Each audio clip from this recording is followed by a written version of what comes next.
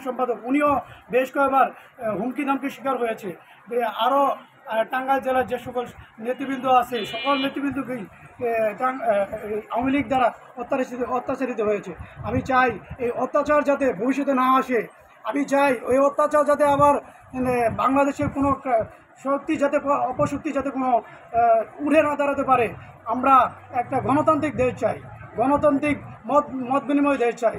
এতে করে আমাদের 5ই আগস্টে যে বিপ্লব ঘটেছে, এই বিপ্লবকে আমরা সম্মান জানাই, কিন্তু এখন তাদের যে কার্যক্রম দেখতে পাচ্ছি, তাদের কার্যক্রম পুরোটাই ভিন্ন পথে চলে যাচ্ছে।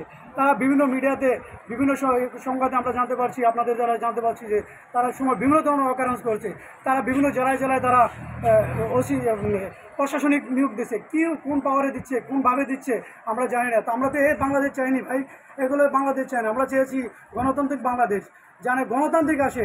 আমরা চাবো তারা যেন সঠিক নিয়মে তারা রাজনীতি করতে চাইলে তারা ওয়েলকাম আসুক, যে রাজনীতিকে চলে আসুক, কিন্তু তারা যে এভাবে গণমানুষের রাজনীতি না করে তাদের পার্সোনাল অ্যাক্টিভিটিস দেখাবে, এটা আমরা কখনোই চাই না।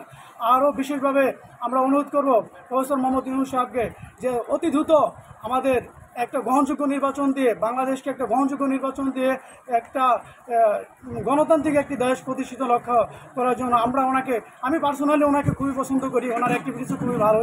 উনি অনেক ওয়ার্ল্ড ওয়াইড একটা ফেভারিট পারসন। উনি লিবুল বিজয় পারসন।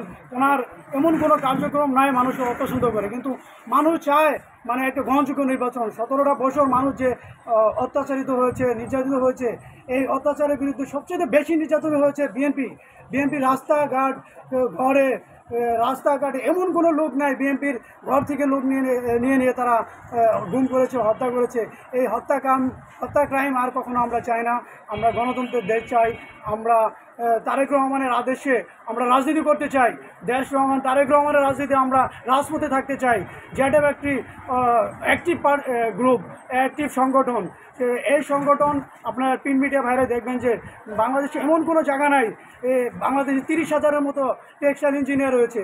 30,000 ইঞ্জিনিয়ার, সবগুলো ইঞ্জিনিয়ারই আপনারা হচ্ছিল দেশের অর্থনৈতিক চাকাকে সচল রাখার জন্য দিন রাত মেহনত করে তাদের শ্রমের বিনিময়ে অর্থনৈতিক চাকা সচল রয়েছে।